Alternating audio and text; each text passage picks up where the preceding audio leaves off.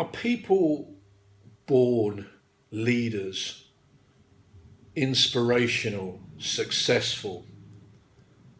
Or do people evolve into that state? I don't personally believe it's a genetic disposition that makes people successful.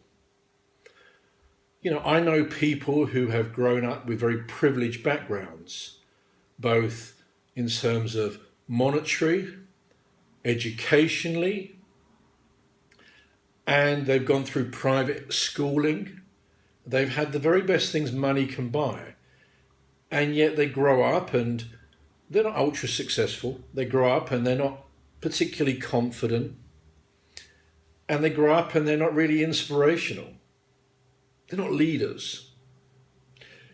And I've also known people who grew up in underprivileged families, environments, maybe without a parent or parents, without money, that went to the school of hard knocks, as they say, who are phenomenal leaders in life, who are incredibly inspirational, incredibly successful. So I don't think it's A, the genetic disposition that you're born with, and B, I don't believe it's whether you're born into money or whether you're born into poverty. I don't actually believe it's whether you've had a really loving family upbringing or whether you've had a really shitty life as a youngster. Because I believe it's what you go through and how you use what you've gone through to dictate, to utilize as a resource to empower yourself to make things change. And the one thing that you can be sure of in life is that change is inevitable. We're constantly changing. Where you are now is not the set path. It's not fixed. You can change. If there's somewhere you want to get to, if there's something you want to become, a better version of yourself, you're not fixed. You're not stuck. Sure, it may seem difficult, it may seem challenging, but this journey called life, the one thing you can be assured of is that change is going to happen. Now, let it be the change you want to make happen on purpose, instead of allowing change to just happen around you. So what is it that makes people successful? What is it that makes people leaders? What is it that makes people inspirational or motivational? I think it's this drive, this passion, this determination. Sometimes it's they have something to prove, not necessarily to others, but prove to themselves.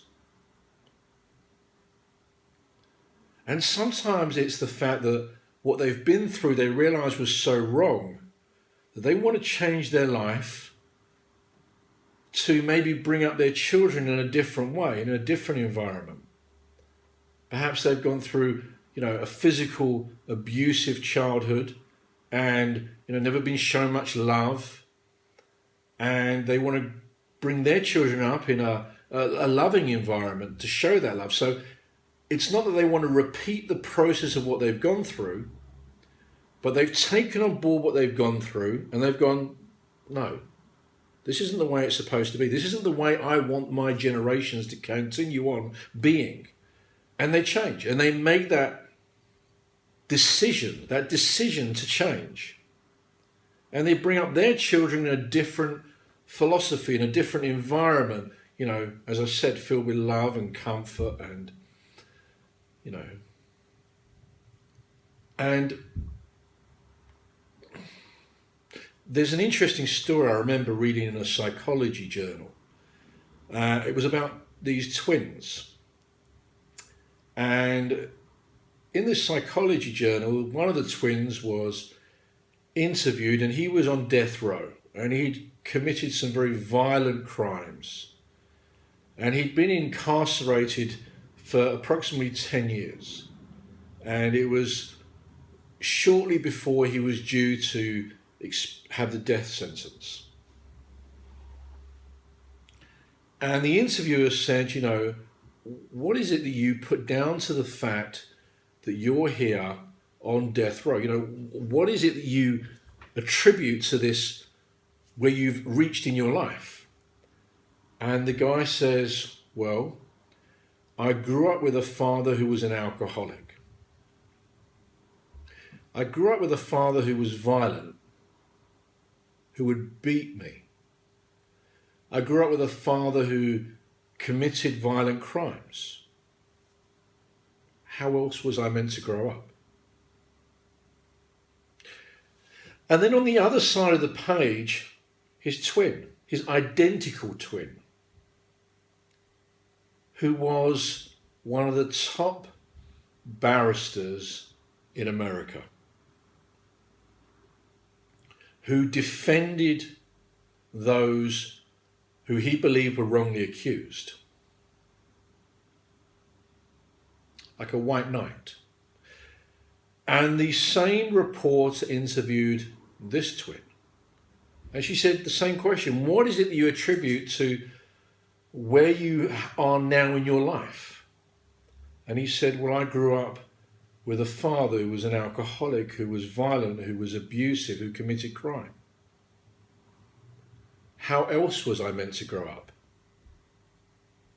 You see, it's not what you've been through, but it is how you choose to use what you have been through. So as I said earlier on, the one thing you can be assured of is change. Change is inevitable. And you can change faster than you think. Listen, have a great day.